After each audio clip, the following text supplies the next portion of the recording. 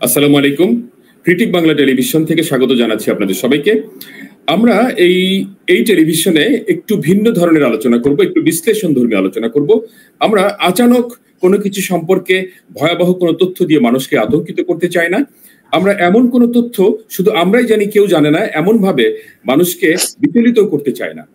আমরা এমন কিছু বিষয় নিয়ে কথা বলতে চাই যে বিষয়গুলো মানুষের মনের গভীরে রয়েছে, যে বিষয়গুলো আলোচনা করতে সাধারণ মানুষ নিজেরাই আলোচনা করতে চান, সমালোচনা করতে চান এবং সমালোচনার ভেতর দিয়ে একটি সম্ভাবনার জায়গা খুঁজতে চান। ক্রিটিক বাংলা টেলিভিশন বলছে সমালোচনাই সম্ভাবনা।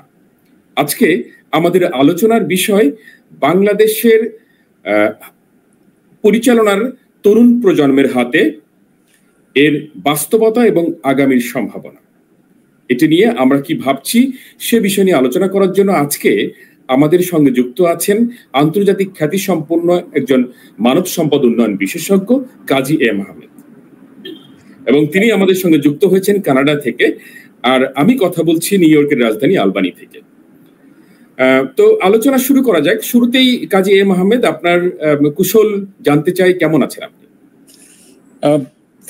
থ্যাংক ইউ সিবিটিভি কে, ক্রিটিক বাংলা টেলিভিশনকে, এবং এর যে থিম, যে সম্ভাবনা আসলে এই আলোচনার সমালোচনার মাধ্যমেই তৈরি হয়।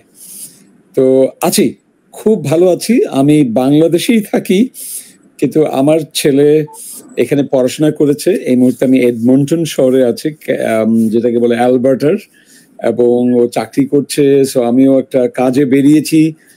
মজা করে বলবো 3 মহাদেশ, 4 দেশ, 8টি সিটিতে যাওয়ার একটা পরিকল্পনা নিয়ে বেরিয়েছি।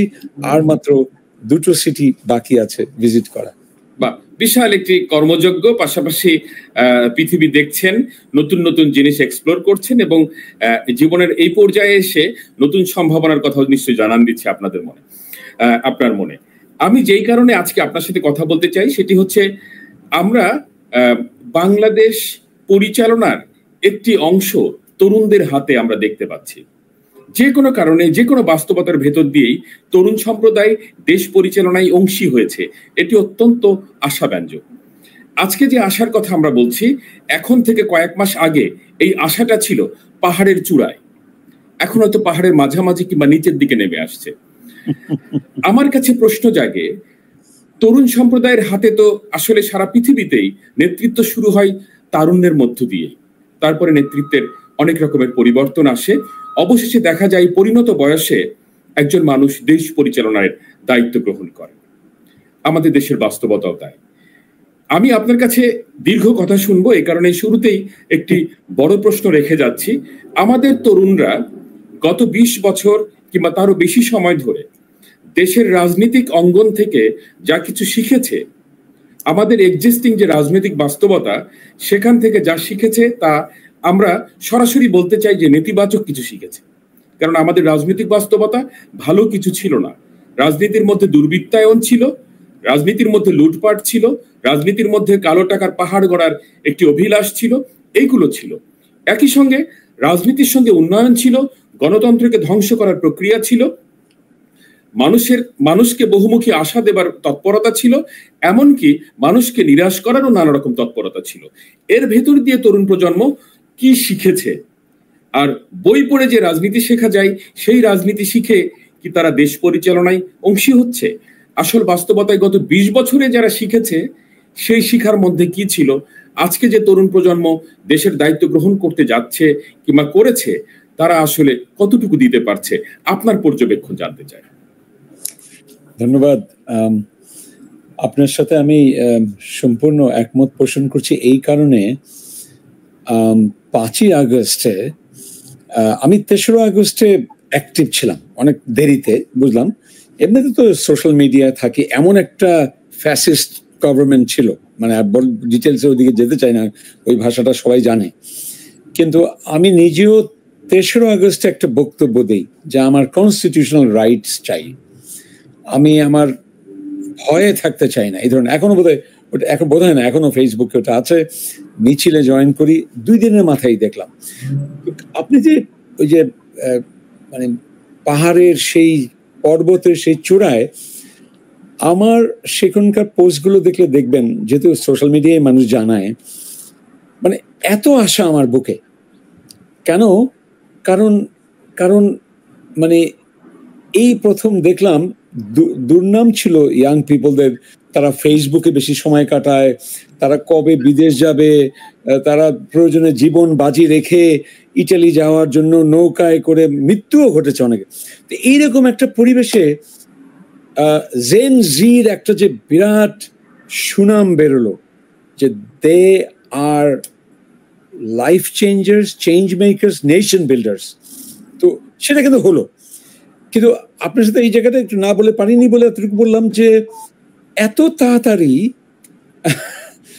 নেমে আসা, যেমন আমি নিজেই ভাবছি যে অ্যাজ এ থট লিডার আমি লিডারশিপ নিয়ে কাজ করি, মানব সম্পদ ব্রড, বাট খুব স্পেসিফিক বললে আমি একজন লিডারশিপ এক্সপার্ট, ন্যাশনালি ইন্টারন্যাশনালি কাজ করি, আমার যারা বাংলাদেশে তারা জানেন।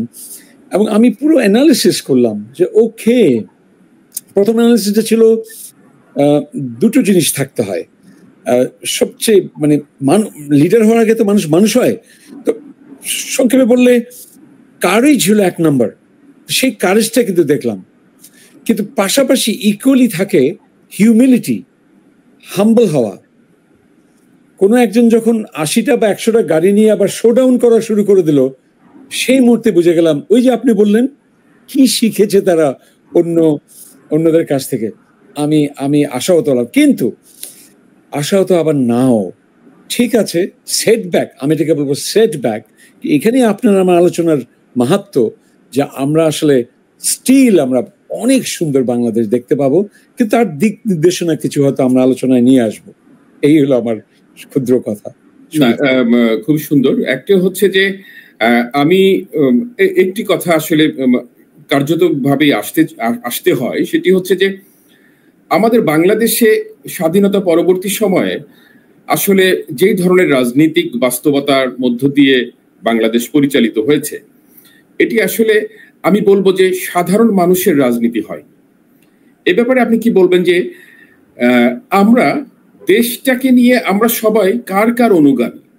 একটি হচ্ছে আমরা সাবেক প্রধানমন্ত্রী শেখ হাসিনা, বর্তমানে প্রধান উপদেষ্টা প্রফেসর ইউনূস, কয়েকজন উপদেষ্টা এবং রাষ্ট্র পরিচালনার সঙ্গে যারা যুক্ত, এরকম সরকারের যারা আমরা বলবো প্রজাতন্ত্রের কর্মকর্তা, তারা সংসদ নির্বাচন যারা করেন তারা, এই যে আমি সব মিলিয়ে যদি 5,000 মানুষ কিংবা 10,000 মানুষ, আমরা মনে করি যে এরা হচ্ছে রাষ্ট্রের নিউক্লিয়াস, এরা রাষ্ট্র পরিচালনা, রাষ্ট্রযন্ত্র। এর বাইরে কিন্তু 18 কোটি মানুষ, 18 কোটি মানুষ, 18 কোটি মানুষের রাজনীতি, যেটা গণমানুষের রাজনীতি, এই গণমানুষের রাজনীতি কিন্তু দীর্ঘকাল আমাদের দেশে হয়নি।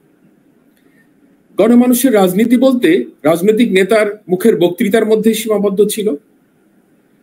সেই বাস্তবতা কিন্তু আবার ফিরে এসছে এই 5 আগস্ট পরবর্তী যে 7-8 মাস পরে। আমরা আবার দেখছি যে গণমানুষ রাজনীতি থেকে পুরোপুরি বিচ্ছিন্ন। দীর্ঘকাল মানুষ রাজনীতি শূন্যতার মধ্য দিয়ে গেছে। বাংলাদেশে কোনো রাজনৈতিক চর্চা হয়নি, গণমানুষের রাজনীতি চর্চা হয়নি। আবার ঠিক সেই শূন্যতার দিকেই আমরা পড়েছি। অর্থাৎ বিগত সরকারের যে দীর্ঘ সময়, আমি বলবো যে বিগত সরকারের যে রাজনৈতিক দল, সেই রাজনৈতিক দলের মধ্যেও গণতন্ত্রের কোনো অনুশীলন করা হয়নি। রাজনৈতিক দলের মধ্যেও যে কমিটি গঠন, কর্মী সভা, যে বিভিন্ন দায়িত্ব ভাগ করে দেয়া, নতুনদেরকে দায়িত্ব দেয়া, এই গণতন্ত্রের চর্চা হয়নি।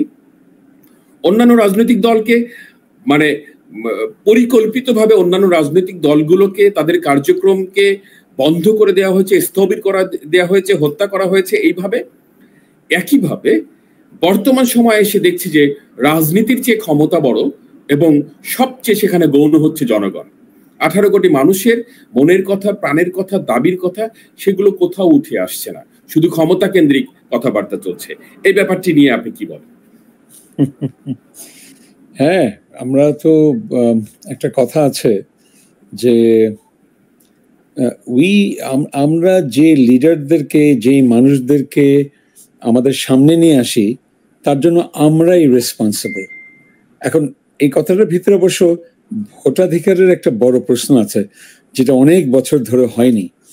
তো এখন আমি বলবো যে সব দেশেই একটা কথা প্রচলিত আছে যে ওকে 5,000, 3,000, সামটাইমস 100 মানে পিপল রান, কিন্তু অনেক ভালো দেশেও সেটা হয়ে তারা জানে যে ক্যাসকেড ডাউন করতে হবে।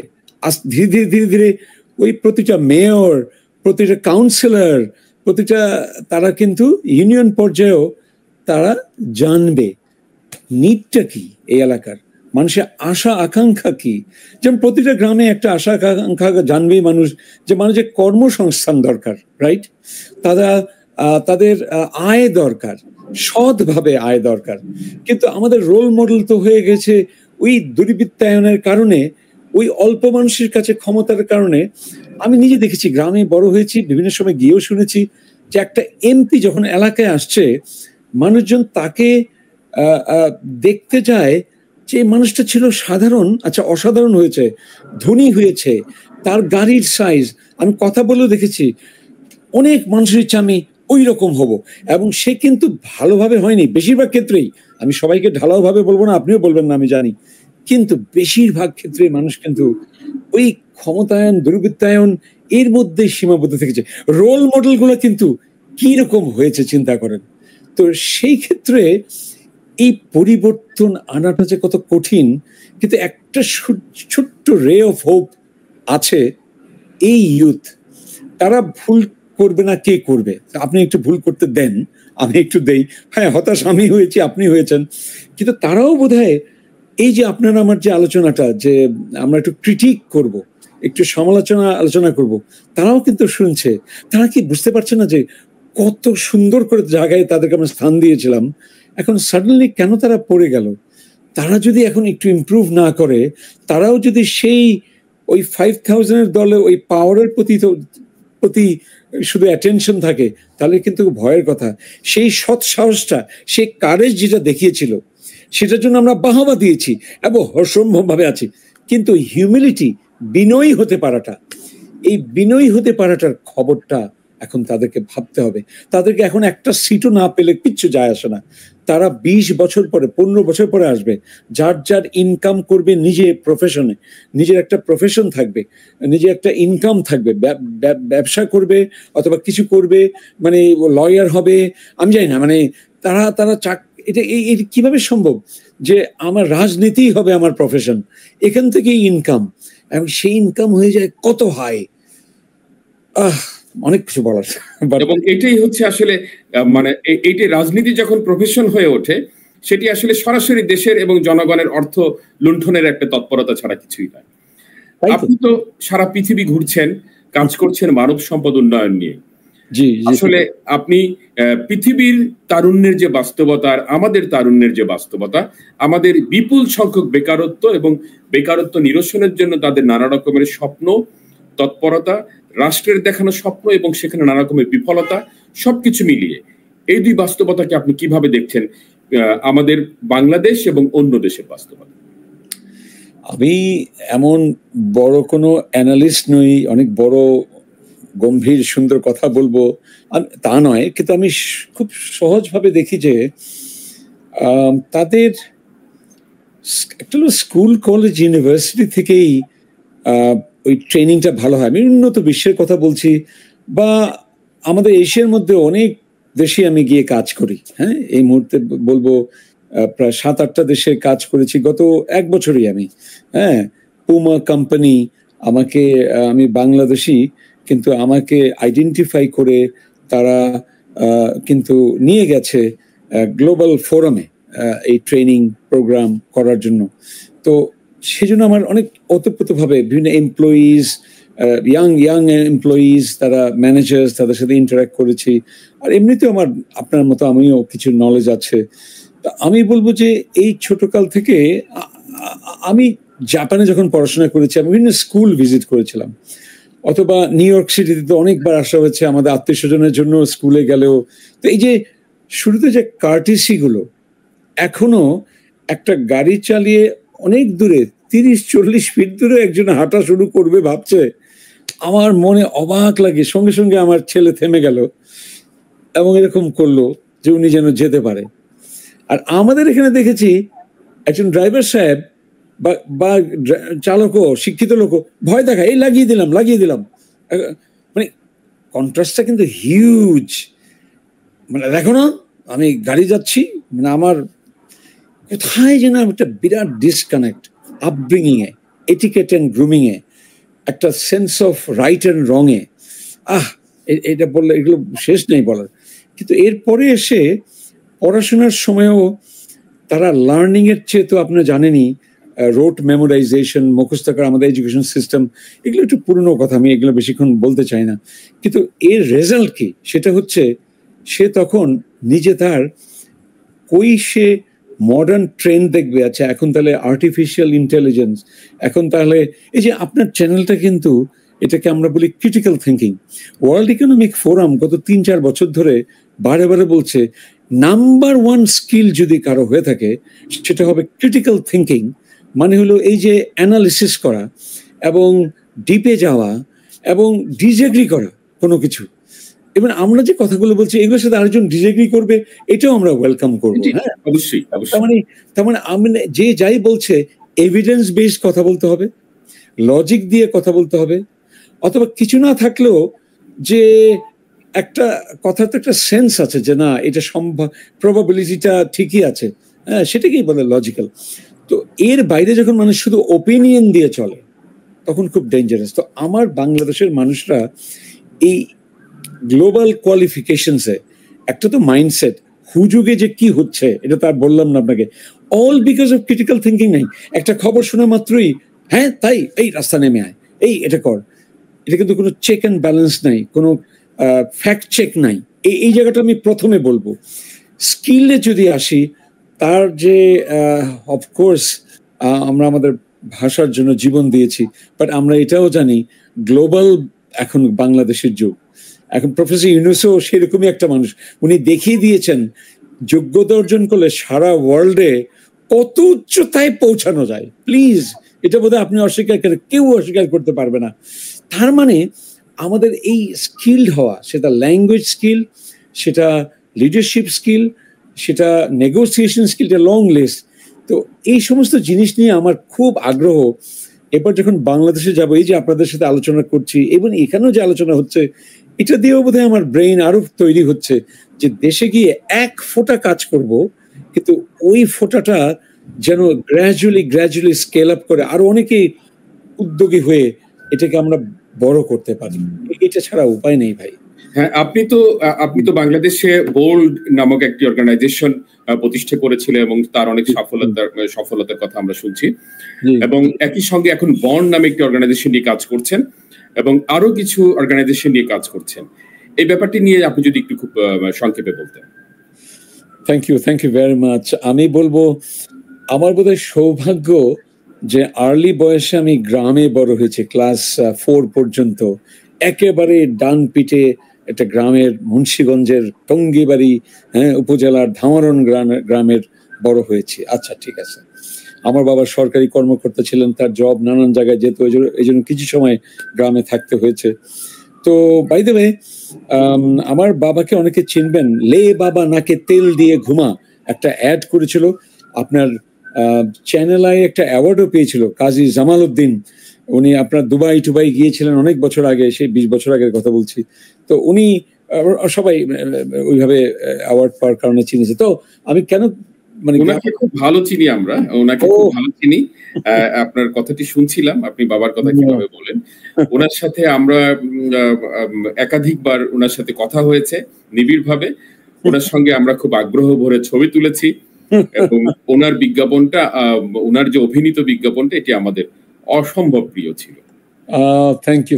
আমি জানি আপনার ব্যাকগ্রাউন্ডের কারণে অ্যাজ এ জার্নালিস্ট, তার উপরে আর বললাম না, আপনি এখনো নিউ ইয়র্কে আপনি চ্যানেল আইয়ের রিপ্রেজেন্টেটিভ, তো অসুবিধা নেই। তো আমি বলবো যে bold Bangladesh organisation for learning and development একটা বড় ফুটপ্রিন্ট রেখেছে, এখনো কন্টিনিউ কাজ চলছে। আমরা আমাদের মেম্বারশিপ বেসড অর্গানাইজেশনে মানুষকে পার্সোনাল প্রফেশনাল ডেভেলপমেন্টে কাজ করি। কিন্তু এটা শুরুটা এইভাবে যে আমি গ্রামে বড় হলেও আমার কিছু আত্মীয়স্বজনকে দেখতাম বিদেশ থেকে আসতো, তারা তারা তাদেরকে দেখতাম মানুষ ভ্যালু করতো। আচ্ছা, তারা নিজেরা অনেক সহযোগিতা করতো, অনেক টাকা পয়সা দিত গ্রামে। তার মানে আমার ক্লিয়ার ছিল যে আমি বড় হয়ে এবং একটা জিনিস দেখতাম তারা ইংরেজিটা পারে। হ্যাঁ, তো এটার কারণে আমার কিন্তু প্রচন্ড আগ্রহ হলো। তো লং স্টোরি শর্ট, আমি পরে স্কলারশিপে জাপান যাই, আমেরিকায় পড়ি, তারপরে নিউ ইয়র্ক ইউনিভার্সিটি আমেরিকায় পড়ি, তারপরে চলে যাই নরওয়েতে ইউনিভার্সিটি অসলোতে, ফিরে এসে নর্থ সাউথ ইউনিভার্সিটিতে পড়াই। 7 বছর পড়ানোর পর আমি দেখলাম আমি আরেকজন শিক্ষকের চেয়ে বোধহয় আমি একটু বেশি করতে পারবো যদি বের হয়ে গিয়ে নিজে কোনো সংগঠন করি। তো ফিউচার লিডার্স নামে আমি এই ইউথ ডেভেলপমেন্ট অর্গানাইজেশন করি, যেটাই পরবর্তীতে নানান ট্রান্সফরমেশন হয়ে এখন কাজী কনসালটেন্টস, এটা সেটা। আপনি ঠিকই ধরেছেন, বেশ আমি একটু সিরিয়াল এন্টারপ্রেনার বলতে পারেন এখন। এবং সবচেয়ে রিসেন্টলি যেটা করছি, আমি দেখলাম আমার যারা ছাত্র ছাত্রী, অনেক কয়েক হাজার নর্থ সাউথ ইউনিভার্সিটি যখন পড়াতাম, পাশাপাশি তখন আইবিএ নামক জায়গায় ঢাকা ইউনিভার্সিটিতে পার্ট টাইম পড়ালাম, বুয়েটেও পর্যন্ত একটা পার্ট টাইম কোর্স পড়ালাম, কারণ একটা আইপিই নামে একটা ডিপার্টমেন্ট আছে। এগুলো কেন বলছি, যে আমি একটু ভার্সেটাইল, আমি একটু নেটওয়ার্কিং পছন্দ করি। তো একসময় দেখলাম আমার ছাত্রছাত্রীরা এবং আত্মীয়স্বজনরা বলছে, আমার 4 ভাই বোন 4 দেশেও থাকে, এটাও একটা ব্যাপার, আমেরিকা, কানাডা, অস্ট্রেলিয়া, ইউকে, যে তুমি একটু আমাদেরকে নিয়ে কিছু করো না। বাংলাদেশকে আমরা তো, আমাদের তো কানেকশনটা আছে, আমাদের তো ভালোবাসাটা কখনই চলে যায় না, কখনই সম্ভব না। তো তখনই এই বন্ডের চিন্তাটা শুরু। বন্ড বলতে বোঝাচ্ছে, বন্ড তো বন্ডই আমরা বুঝি, একটা সেতু বন্ধন। আর একদিকে হচ্ছে ব্রিজিং অর্গানাইজেশন উইথ এনআরবি, যে আপনি একজন এনআরবি। ইনফ্যাক্ট আপনার সাথে আমার কথা হয়েছে, এখানে ডিটেলস বলার দরকার নেই, আমরা একসাথে কাজ করব।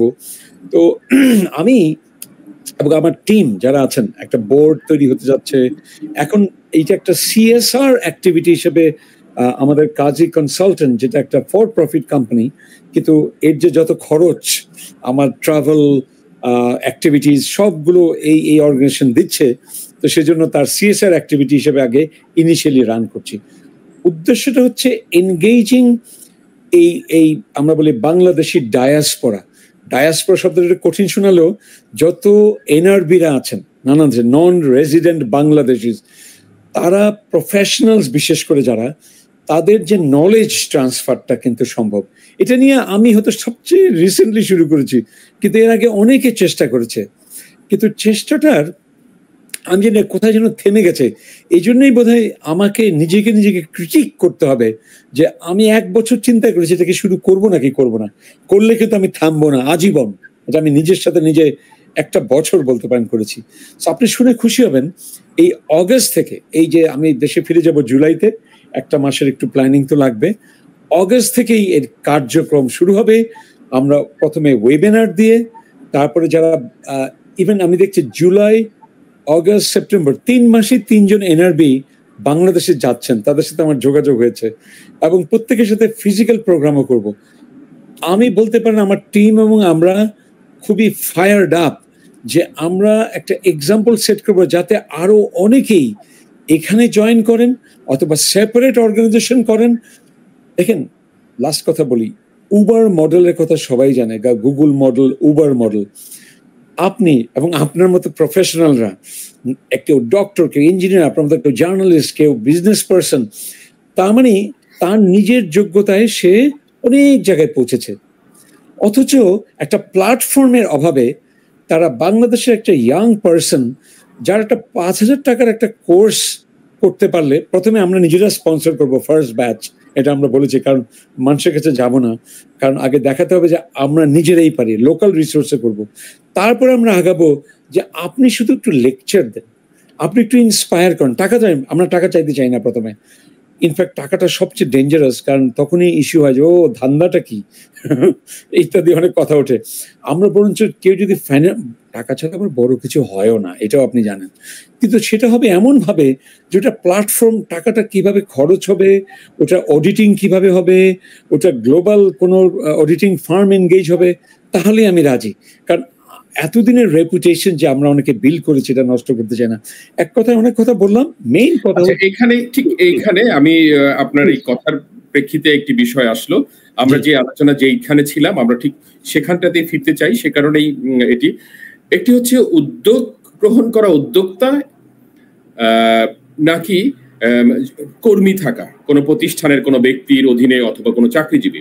যেমন একটি প্রশ্নে প্রফেসর ডক্টর ইউনূস এবং শেখ হাসিনার মিল আছে। আচ্ছা, খুব অবাক হওয়ার বিষয়। এটা অনেকেই, এটা আমার নিজস্ব একটি আবিষ্কার কিংবা অনুসন্ধান বলতে পারেন।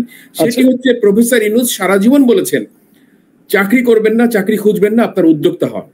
হ্যাঁ। আর শেখ হাসিনা তার টেনিয়রের একেবারে শেষ পর্যায়ের কয়েক বছর, টানা 7-8 বছর ধরে তিনিও বলেছেন যে চাকরি না খুঁজে উদ্যোক্তা হও। আচ্ছা, আমরা দেখছি যে ব্যাপারটা একই। এই যে উদ্যোক্তা হতে বলা, একজন মানুষ শূন্য থেকে উদ্যোক্তা হবে, সে কোনো জায়গায় কাজ করবে না। আর যারা চাকরি করছে তারা ডিউটি করছে, চাকরি তো বেশিরভাগ মানুষ করে, উদ্যোক্তা হয় খুব কম। তাহলে যারা চাকরি করছে, কাজ করছে, তারা কি ভুলের মধ্যে আছে? আর যারা উদ্যোগ গ্রহণ করবে তারাই সঠিক, তারাই খুব সঠিক সিদ্ধান্তের জায়গাতে যাচ্ছে। এই ব্যাপারটিকে আপনি কিভাবে মেলাবেন? কারণ একজন কর্মী কিন্তু অবশ্যই উদ্যোক্তা, একজন চাকরিজীবী সেও একজন উদ্যোক্তা, তিনি সময় বিনিয়োগ করছেন, মেধা বিনিয়োগ করছেন। আর একজন উদ্যোক্তা তিনি অর্থ বিনিয়োগ করছেন, আইডিয়া বিনিয়োগ করছেন। এই দুই পক্ষকে আপনি আলাদা করবেন কিভাবে? এই দুই পক্ষকে কাকে খাটো কিংবা কাউকে উঁচু করবেন কিভাবে? খুব সুন্দর একটা প্রশ্ন ভাইয়া। তো আমি বলবো যে আসলে যখন কেউ বলে আমাদের উদ্যোক্তা হতে হবে, তারা কিন্তু আর একটু ক্লিয়ার করা দরকার। আমাদের যেই পরিমাণ মানুষ বাংলাদেশে উদ্যোক্তা হয়, তার চেয়ে আরো বেশি সংখ্যক মানুষ উদ্যোক্তা হওয়ার জন্য উদ্বুদ্ধ হন, এটা হচ্ছে তাদের কথা। আপনি চিন্তা করে দেখেন, একদম উদ্যোক্তা হয়ে, এই যে আমার আরো 11 জন কলিগ আছে, আমার এমপ্লয়িজ বলবো না, আমার অ্যাসোসিয়েটস আছেন, মানে তাদের ছাড়া কিন্তু আমি যে 1 মাসের জন্য দেশ থেকে বের হয়েছি, এটা কিন্তু অবাস্তব হতো। তার মানে তাদের প্রয়োজনটা কতটুকু? তার মানে এই দুটো কিন্তু একটা অসম্ভব সুন্দর ব্যালেন্সিং অ্যাক্ট। উদ্যোক্তাও থাকবে এবং এমপ্লয়িও থাকবে। একজন অমর্ত্য সেনও কিন্তু এমপ্লয়ি, মানে কি একটা ইউনিভার্সিটি চাকরি করেন বা সারা জীবন তাই করেছেন। একজন প্রফেসর ইউনূসও নিজে কিছু শুরু করার আগে কিন্তু প্রফেসরই ছিলেন, একজন কর্মীই ছিলেন বিশ্ববিদ্যালয়ের। যাই হোক, তার মানে আসলে কথাটা আমরা হয়তো মিস ইন্টারপ্রেট করি।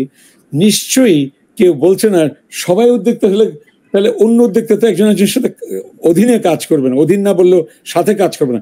যার যার আইডিয়া নিয়ে, আপনি কিন্তু একটা সুন্দর কথা বলেছেন, সে একটা আইডিয়া নিয়ে কাজ করে, একটা প্রবলেম সলভ করার জন্য কাজ করে। হ্যাঁ, সো আমি ওই স্পিরিটেই ধরবো।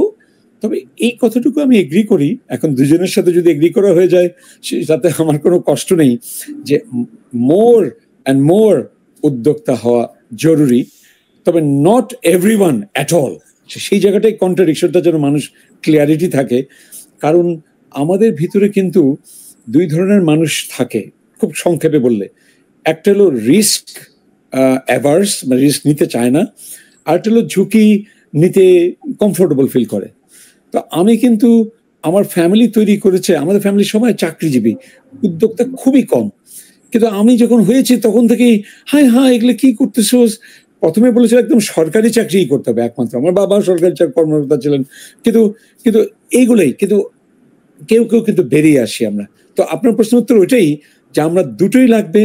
এবং ইনফ্যাক্ট এমপ্লয়ির সংখ্যা আপনি ঠিকই বলেছেন অনেক বেশি হবে, কেউ আমাদের ডিসএগ্রি করতে পারে, কিন্তু যেই পরিমাণ উদ্যোক্তা আছে আমাদের পপুলেশনে, কিন্তু সুখের কথা, সুন্দর মানে আশার কথা হচ্ছে বাংলাদেশে এখন যারা ইউনিভার্সিটিতে বা ভিন্ন কলেজে পড়ে, পাশাপাশি অনেকেই অনেক কিছু করে কিন্তু ভাইয়া। আর আপনার এই কথাটা আমার কাছে নতুন লেগেছে, যে আমিও যে চাকরি করে সেও তো উদ্যোক্তা। এটা কিন্তু কখনো আমি শুনিনি যে আমি আমার মেধা, আমি আমার সময় ইনভেস্ট করছি সেই অর্থে। এটাকে অবশ্য ইংরেজিতে বলে ইন্ট্রাপ্রেনার, একটা এন্টারপ্রেনার আর ইন্ট্রাপ্রেনার। আমি অর্গানাইজেশনের ভিতরেও কিন্তু আমি যদি একটু অনেক ওনারশিপ হাই হয়, আমি আমি ফাঁকি দেই না, কারণ আমি যা করব, যেন আমার এই টেবিল চেয়ারে বসে আছি, আমার এই কলম, আমার এই কম্পিউটার, আমার এই ক্লায়েন্ট, আমার এই কলিগ, এইটাই আমার সবকিছু, এর মধ্যে আমি উদ্যোগ দেখাবো, এইভাবে চিন্তা করেন। আপনার সাথে আমি ওই অর্থে একমত। আর ভয় পাওয়ার কিছু নাই, উদ্যোক্তার সংখ্যাটা শুধু বাড়াতে হবে, তাহলে আমাদের ন্যাশনাল ডেভেলপমেন্টে আরো বেশি কন্ট্রিবিউশন হবে। আর এত মানুষ জব খুঁজছে, আমার গ্রামে গেলে দেখি কি বসে আছে কয় বছর, ইটালি নিয়ে যাবে। মুন্সিগঞ্জে অনেক লোক ইটালি থাকে, এরকম করে গল্প করে, আই ডোন্ট নো আর কি করে, মেবি ইফ অনেক কিছুই করে, খারাপ কাজ করে। তো প্রসঙ্গটি আপনার কাছে একরকম ভাবে আমরা জানলাম, এবং এটি আমি সবার কাছে এই প্রশ্নটি থাকবে আসলে আমার একসময়, যে আসলে চাকরি না উদ্যোগ, আর কোনটাকে আপনি খাটো করবেন, কোনটাকে বড় করে দেখবেন। তা ব্যাপারটা হচ্ছে যে লোকটা চাকরি করছে তার যে সময় বাধা, আর যে লোকটা উদ্যোগ নিচ্ছে তারও যে সময় বাধা, 9টা 5টা কিংবা তারও বেশি সময় তাকে যে উদ্যোক্তাকেও যে কাজ করতে হয়, আর যে কর্মী তাকেও যে একইভাবে কাজ করতে হয়, কর্মীর জায়গাতে দুইজনের অবস্থান সমান, এটিও একটা খুব গুরুত্বপূর্ণ ব্যাপার। তো আমি আরেকটা ব্যাপারে আসছি, সেটি হচ্ছে যা দিয়ে শুরু করেছিলাম ঠিক সেখানে গিয়ে শেষ করব। সেটি হচ্ছে আমাদের তরুণদের হাতে বাংলাদেশ, এর বাস্তবতা এবং আগামীর সম্ভাবনা। সমালোচনায় সম্ভাবনা, এই কথাটি বলে রাখছি, এটা ক্রিটিক বাংলা টেলিভিশন কিংবা ক্রিটিক বাংলা গণমাধ্যমের এটি একটি স্বপ্নের জায়গায়, এটি একটি স্লোগান, সমালোচনায় সম্ভাবনা।